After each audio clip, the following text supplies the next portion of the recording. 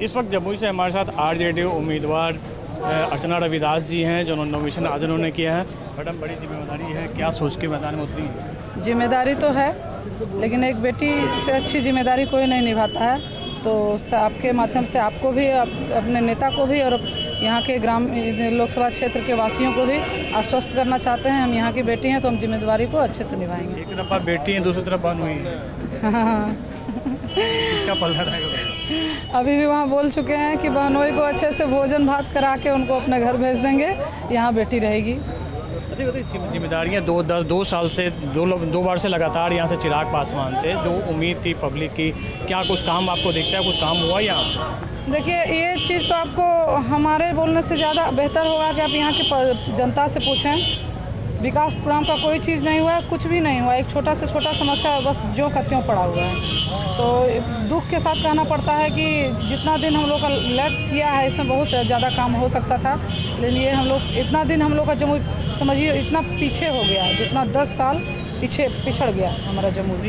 यही मुद्दा है, क्योंकि लोग आप जा रही हैं फील्ड में उतरेंगे तो क्या मुद्दा आपके पास क्या रहेगा, किन मुद्दों को लेकर आप जाएंगे? सबसे पहले तो हम लोग का मेन मुद्दा है रोजगार का, नौकरी का।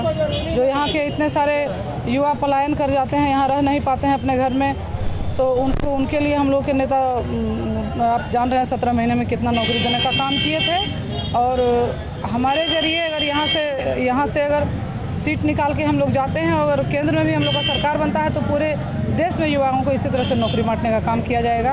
और छोटी छोटी समस्याएं यहाँ जो है, चिकित्सा की समस्या, सिंचाई की समस्या, बेटियों को पढ़ाने के लिए अच्छे मतलब लड़के लोग तो चले जाते हैं बाहर, लेकिन छोटी बच्चियाँ जो होती है, बेटियाँ जो होती है, अभी भी अभिभावक बाहर नहीं भेजना चाहते हैं, क्योंकि आप जान रहे हैं इस सरकार में बेटी सुरक्षित नहीं है। तो उन लोगों पे भी, उनके खेल कूद के लिए स्पोर्ट्स की व्यवस्था, ये सब पे ध्यान दिया जाएगा। कई ऐसी योजनाएं थी जो शुरू तो की गई हैं लेकिन पूरी नहीं हो पाई हैं, जैसे कि गिरिडीह सोनो रेल लाइन है या दूसरी योजनाएं, सिर्फ योजनाएं फाइलों में रह।